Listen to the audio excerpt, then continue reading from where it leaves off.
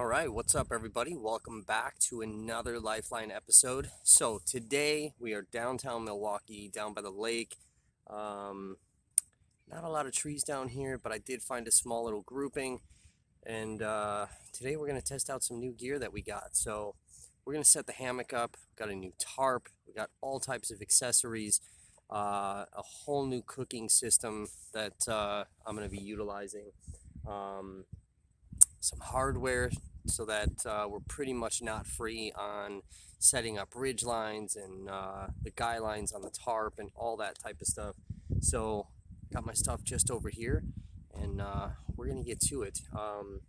Get everything set up. As I kind of set up each little portion, I'll kind of show you guys, walk you guys through what I've done, what gear I'm using, all of that, and we'll kind of go through everything. Then we're gonna relax. We're gonna chill. Beautiful, gorgeous, sunny day, downtown Milwaukee, right off the lake, which is right behind me. It's absolutely stunning. So, stay tuned. Here we go. All right, so first thing we're going to do is we're going to set up our Ridgeline, and got some pretty good hardware on here. Got this little clasp that I showed you guys in the last video, and then the Wasp is in there as well. So all of my rope and things like that that I'm going to be using for the hammock fits in my tiny little Hyperlite Dyneema stuff sack. So let's set this up. All right, so what I have here then is my Ridgeline, and the little clasp just wraps around the tree, hooks right in there. Hopefully you guys can see that, it's not blurry. Hooks right in and all the way across to the other tree where I have the Wasp. Now this thing's pretty simple, so basically just already have that on your ridge line. Kind of pull this over, lock it in place, stretch your ridge line, come right through this little loop, pull it tight, and then kind of wrap it around like these wings, and then that'll lock it in place. So pretty simple. So ridgeline set up. Now it's important to set up the ridgeline first, just in case there is bad weather. You got your ridgeline already set up, throw the tarp right over it, and then you can set your hammock up in bad weather. This way nothing's getting wet, you stay dry, and it's perfect. So like I said, these trees are a little further apart than I would like them, but it is what it is. Kind of spread everything out already. So as you can see, everything's kind of in these little stuff sacks, but we'll go through all of that later. So now, the hammock straps, I am going to end up, even though they are daisy chained, because these trees are further apart than I want, I'm going to end up having to attach the whoopee slings just to give me a little bit more reach. So you can buy longer straps. These should have been, fine. It's just the groupings on these trees are, as you can see, it's not really a cluttered forest. So whatever, it is what it is. We're going to figure it out, and I'll be back. All right, hammock is set up. So as you can see, even though I do have daisy chain straps, I did have to use the whoopee sling just to give it a little bit more distance to be able to connect. The hammock also gives pretty good hang, obviously, using those. Put a bunch of gear inside the hammock just to weigh it down. It's pretty windy out. So next thing I'm going to do, just because I want to show you guys a complete setup, is I'm going to attach my ultralight Bugnet that I have from Outdoor Vitals. And I'll kind of show you guys how that works. So the hammock I'm using is from Outdoor Vitals. The whoopee slings, I believe I got from Hammock Gear. Hammock straps I got from Grand Trunk, and then this kind of like Zing It line I got from Hyperlite Mountain Gear. The hardware, like the Wasp and all that, I got from Dutchware gear. So yeah, so that's kind of where I'm at right now, getting that set up. So we're going to attach the Bugnet and then kind of get everything else going. So, all right, Outdoor Vitals Ultralight Bugnet is set up. Next thing I want to do is, since I don't have the tarp on yet, I want to start setting up all of the little accessory things that I have for inside the tarp that make things just comfortable and enjoyable while you're in there, especially if you're stuck during a rainstorm. So yeah, I'm gonna get all that stuff set up so you guys can see all of that, and we'll go through that. All right, so the Outdoor Vitals Ultralight Bugnet is set up. Next thing I want to do is go and set up all of the little Ridgeline accessories that I have for the hammock. Make things a little bit more comfortable, especially if you're stuck in a hammock during a rainstorm. So yeah, we'll get that set up. All right, so I'm actually pretty excited about this. So it's just like little novelty things. Like if you're really trying to do ultralight stuff, probably don't need any of this shit. However, I thought it'd be kind of cool for like some overnight trips, even through hiking. It's a few more ounces, so for me, I'd probably take it just to, I don't know, just kind of have like a cozy little environment, especially if I'm gonna like spend a couple of days, at a spot maybe. But anyway, so I have these little like Ridgeline lights that I think it's about 10 feet, stretches across like the entire hammock area. I got those from E&O. It's 3 AAA batteries, and there's like 3 different modes of lighting. Got the Hangtime hook right here, so you can put your phone up there. Again, stuck in a rainstorm, or even at night, you're just trying to stream something or listen to a little music, whatever, or record a video from inside the hammock. Clip your phone right in there. This thing's pretty sweet. And then I found this tiny little light on Amazon. Cost about 18 bucks. So yeah, you've got like a flashlight feature right there, and then the lantern feature is the big white part. Several different lighting modes on that, including red light and a red flashing light for like SOS. It's my Outdoor Vitals inflatable pillow, and then I got like a little Ridgeline sack that for me, like I'm always wearing a hat, so like I'd put that up there, keep water in there, maybe granola bar or whatever. So I've got some little toys for inside the hammock. Again, just to make it a little bit more comfortable. Some of this stuff is not necessary. These string lights, and I'm sure I could even attach this to the tarp Ridgeline, or even the outside of the tarp, or whatever. But yeah, I thought this thing was pretty sweet. It's pretty lightweight actually. Clips right onto Ridgeline, little kind of carabiner style hook. Pretty sweet. So yeah, all right, next we're gonna tighten down the tarp Ridgeline, just because it's got a lot of bow in it right now. What's really cool about the Outdoor Vitals Bugnet, as you can see, there's meshing, and then there's kind of this black, just like full black part. So this part's actually the bottom, and this is waterproof. So like when it's raining and the rain is hitting the ground, all that splash up will not get the bottom of your hammock wet. So it takes a little getting used to. It's not the best with the gear sling that I have on the bottom here, but it works. The other thing is that you can kind of flip that Bugnet around. So let's say you need to change inside the hammock. You can still see out, but people can't see through the solid black part. So if you need to change while you're in there, it's great. However, we won't really need that feature with the tarp that we have. So I'm going to tighten down that ridge line, and we're going to get this tarp set up. I'm going to kind of show you guys what that all looks like.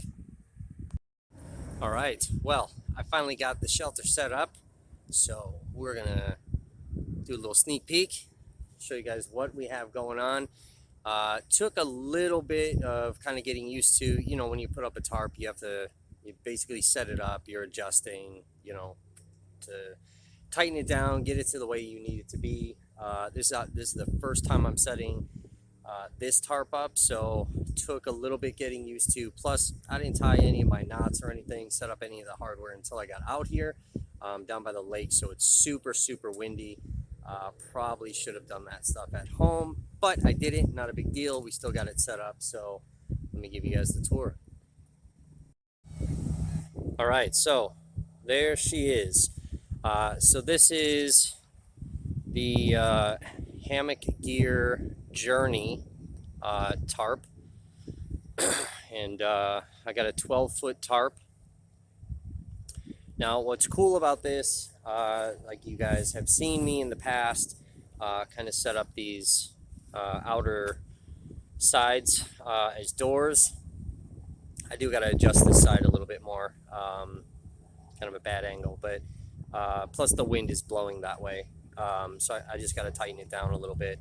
But yeah, so I have privacy doors on each end, and then I ended up buying the pull system for these pullouts that are here, which you can see on this side. This is a much better view.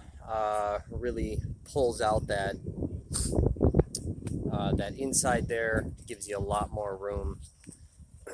So kind of give you a little 360 view. This side I left one of the doors open just to be able to get in and out of.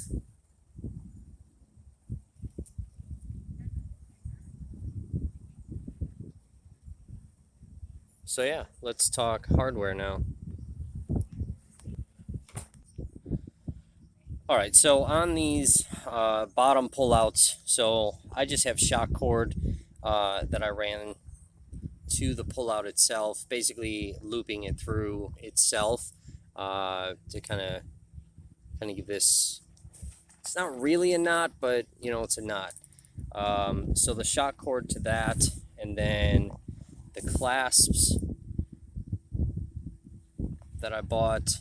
Again, same type of. I just made a loop, ran it through itself, and then the little hook connected to the shock cord. So there's plenty of things. These are like little Guyline Tensioners.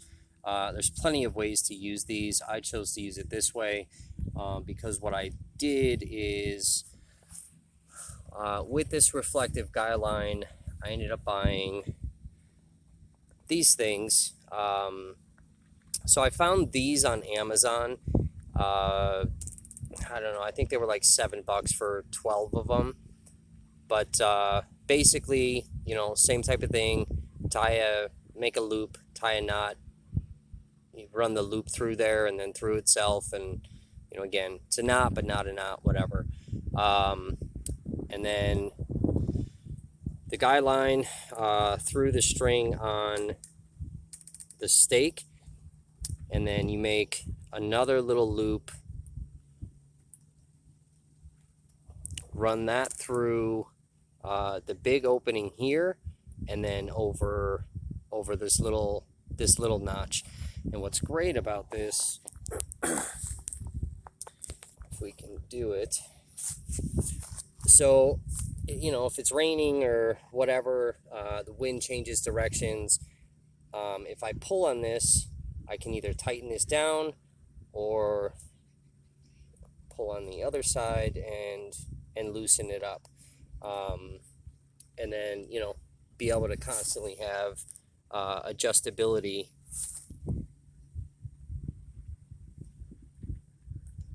on the tension of my tarp. So I have this system all the way around throughout the entire tarp. So again, basically that little clasp connected to the shock cord, and then these little Guyline Tensioners that I found. Now, I did happen to buy a Loop Alien, which is exactly the same thing, and I bought a titanium one, which is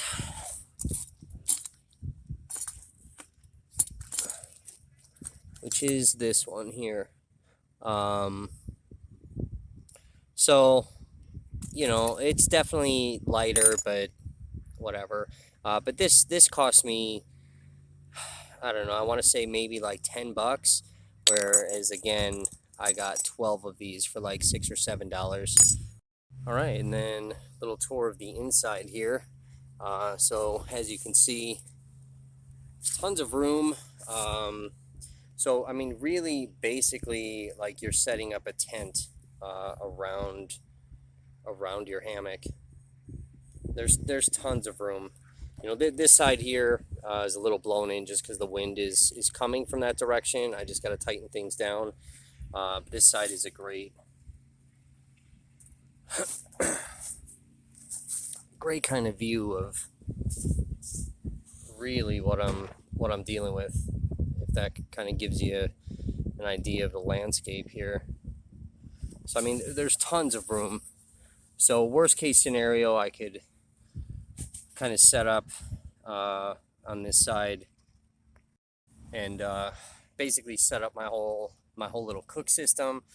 You know, again, from the elements, if it's raining out, you know, I'm completely enclosed in all four sides now, and you know, I can close that door if I need to.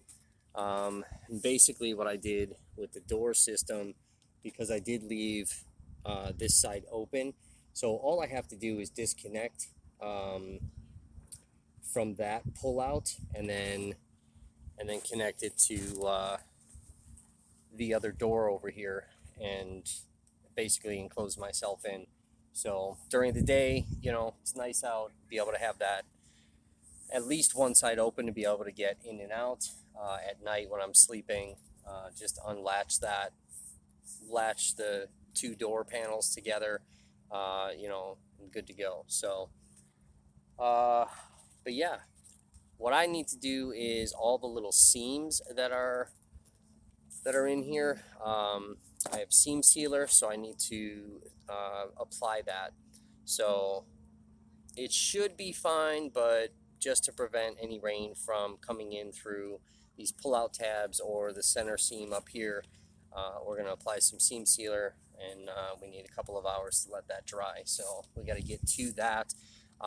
But before I do all that, I do want to show you guys the new cook system that I got and what I'm working with there.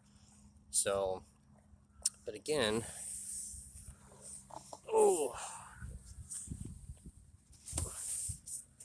here we are, basically set up in the hammock underneath. And you know, again, there's tons of room.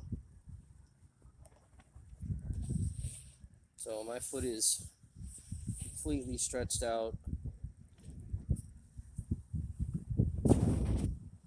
So yeah, for me, you know, it's good. I can still see the lake with that one panel open. Gives me privacy. I don't need people peeking in on me and, you know, whatever. Completely shielded from the wind, the sun, you know, again, any rain, you know, that might be coming through or whatever. And I could set up a ground cloth underneath me, be able to put the bags and things like that. So virtually the same thing I was doing with that cheap blue Walmart painter's tarp thing. Yeah, I ended up spending, God, I want to say I spent about $250 on the tarp and the pull-out poles, and I bought a Dyneema stuff sack for the poles specifically for that.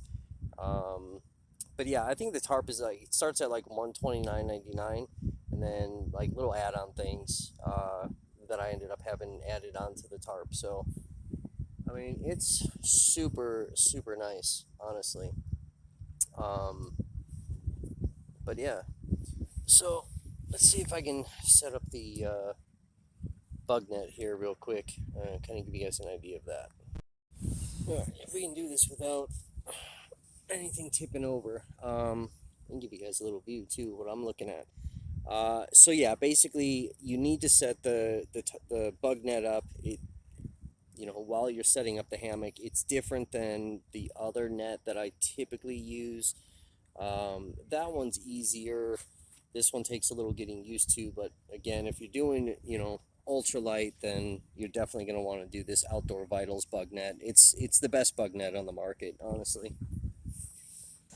Basically, you just pull this through, and on this end, once you're ready, there is a string that you pull to cinch it closed on the head side. So you have to cinch it though from the inside. So yeah, so you know, that's the part that takes a little bit of getting used to, because you're basically laying in the hammock. You kind of pull this like a curtain, and then there's a string that you pull from the inside, and it cinches that other end. So I have definitely fallen out of the hammock a couple of times trying to cinch that thing down. So like I said, it does, you know, it does definitely take a little bit of getting used to. You know, not ideal for all the stuff I have hanging up here, but you know, whatever. It's easy to kind of work around all that. It's just obviously going to get caught up.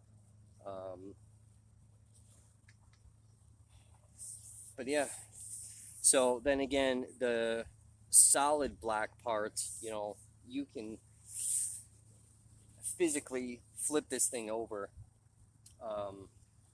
but it's meant for the bottom so that if any rain gets in here, when the rain's hitting the ground, splashing up, it's not going to get the bottom of your hammock wet. So, you know, it's pretty cool. It's pretty badass.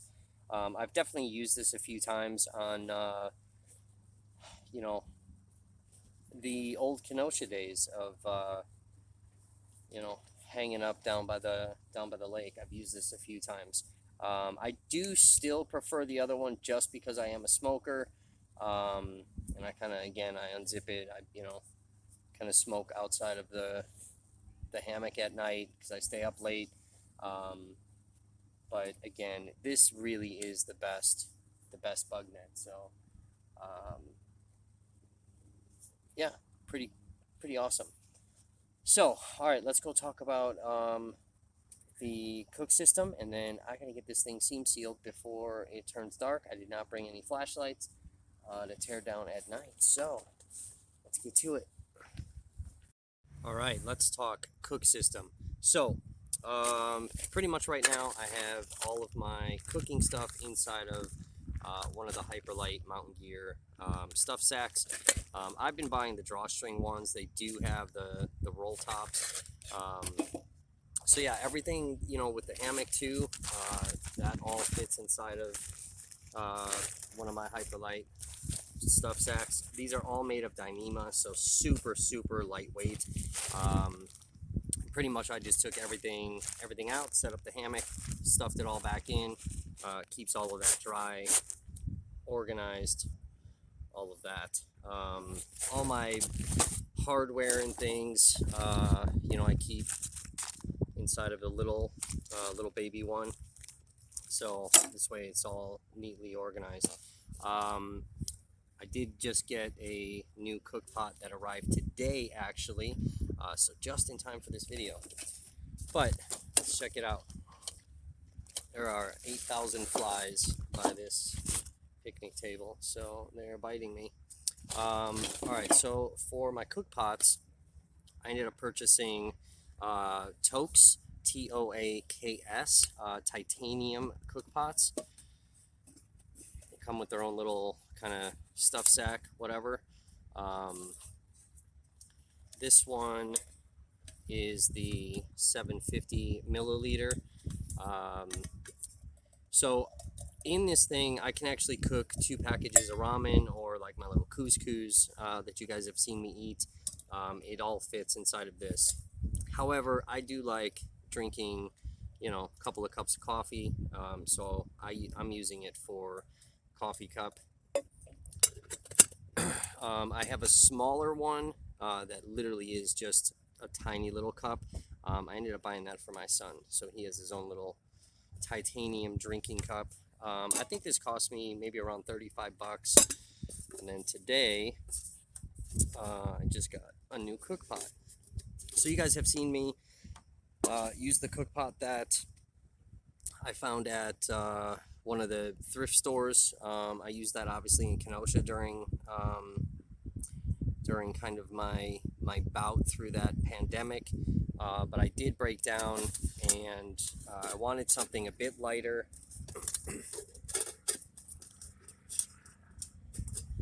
And I bought this. So this one is the 1300 milliliter Toaks pot. I did want to be able to, because I do make other meals, like if I'm lucky enough to find a farmer's market. You guys have seen me, you know, saute some vegetables and things like that. I will bring a can or two of chili, mix that in with the ramen, with some summer sausage, things like that. So I did want something a little bit bigger to be able to put, you know, kind of bigger meals in. So yeah, I just got this today. What's kind of cool is that most of the Toaks stuff, it pretty much like fits right inside of each other. So like if I had the 900 milliliter, it would fit inside of there. But yeah. So, and then we obviously have the cooking canisters. So this is just the half size. You guys have seen me buy the bigger ones.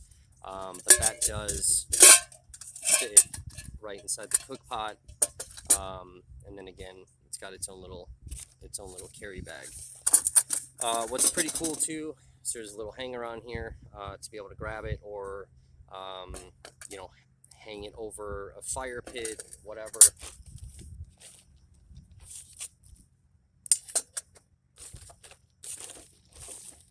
And then something I found on Amazon, which I thought was pretty cool. So this is a stand for the actual propane, which I thought was pretty neat. Now, obviously, I haven't used this in Kenosha. I was just kind of, you know, resting it on the grass, but obviously the grass is pretty uneven.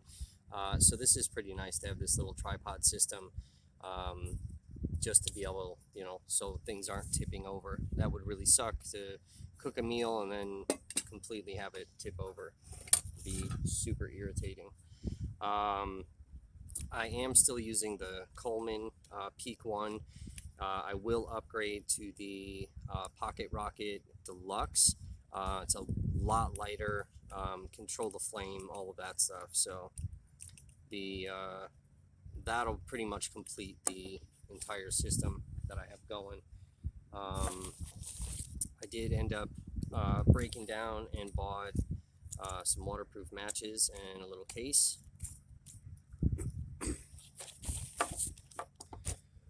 And then you guys have seen me with the tea kettle. So that tea kettle, you know, that was the one item when I originally was going through all this nonsense. That was just like, I think I need this. Maybe I don't, though. It was kind of the one questionable thing. And I ended up returning everything else, and I kept that thing. And I've used that thing throughout the entire time stealth camping in Kenosha. I've used it throughout, you know, doing this journalism stuff, bouncing from hotel to hotel. That thing has just come with me everywhere. But when I went to the Menominee Falls trip, when I kind of overpacked that backpack, I, you know, brought old gear plus new gear. You know, that thing was just hanging off the pack, and then I kind of had it hanging off the saddlebags on the bike. And it just, I don't know, it just sucked. So I broke down and I ended up purchasing a little kettle from Sea to Summit. What's super awesome, besides the fact that this thing is super, super lightweight, is that it is collapsible. So there you go. This one in particular holds 1.3 liters of water. That is pretty much all the way to the brim though. So it's recommending like the maximum safe fill is between 750 and 1 liter, so probably like about 900. But you could easily fit a liter in here comfortably and be totally fine with that. The bottom is safe for flame. Obviously, you know, the outer part is going to be a food safe, you know, rubber, so that is going to definitely melt if that catches the flame at all. The lid fits in there pretty snug, which is nice, so be able to boil your water and get that off. I also bought, because you guys again have seen me like when I'm making my coffee, I bought a coffee filter from Walmart. You know, it's about that big, you know, that high. I mean, it's bulky, right? So again, from Sea to Summit, I didn't bring it with me today just because I wasn't drinking coffee, but I bought a coffee filter, collapsible one, that, you know, also collapses down. Now what I was doing is I just stuck it on here, and then there's this kind of cool little rubber band, keep everything together. The tea kettle itself, the metal one that I was using, weighed 10 ounces. So really not the end of the world when it comes to weight, but as far as like bulkiness, it sucked. With the kettle that I have now, plus the coffee dripper, the collapsible coffee dripper, it's 10 ounces together. So I've definitely dropped a lot of weight. So yeah. You know, these Toaks, titanium, they are expensive. There's a 2,000 milliliter pot that's like $75. I will eventually end up getting that just for, you know, times when I do go camping with my son, or there's a second person, we're trying to cook a bigger meal together, you know, whatever. This will fit right inside of it, so I'm really not worried about it. The handles collapse in, you know. Let's see if I brought them. I don't think I did. In the cup that I have for my son, actually. So I bought these things. They're called Hot Lips. You can find them on Amazon as well. I went right through Amazon instead of going through Toaks. You could do either or. It's virtually the same price. But there's these little rubber pieces that attach onto the edge of the your pots or whatever, so you can sip and not end up burning your lips. So they come in a set of 2. I bought a package of those, left those at the house apparently. But yeah, so, and the 750 pot does come with a lid as well. There's a couple holes to strain water. The only thing is that the lids are not like super snug, so I would not hang this from anything. But you know, not the end of the world, just there to kind of keep some heat in, keep the bugs out. But yeah, like I said, I just got this pot today, so I am pretty excited about it. I will end up cooking up a couple packs of ramen and a chili, throw that in there, see how much room I have. I think it's going to be plenty fine. This is way lighter than the cook pot that I have at the house. I mean, this is like paper weight. Like, I mean, just it's so light. So, and not that anything was like really wrong with the cook pot that I had from the thrift store, because that was really light too. I really lucked out with that, but this cut down on several more ounces, so it's really just going to be, you know, every ounce is going to count. So virtually with changing out remember those old dry bags that I had? I picked those up from Walmart. Those were heavy. Changing those out with the Hyperlite Mountain Gear Dyneema stuff sacks, and I have a few more at home. I just bought one, a jumbo size one to put my clothes. I have a couple of the extra large, the large, the smalls, the nanos. So I pretty much have every size and multiple of them now. So that replaced all of the bags. So cook-wise, I need to replace the burner. I still have to get the Hyperlite backpack. There's a couple little things with the hammock that I want to kind of swap around. But yeah, I mean, I'm pretty much set now. So with swapping everything out, you know, generally I'm carrying 50 to 60 pounds on my back.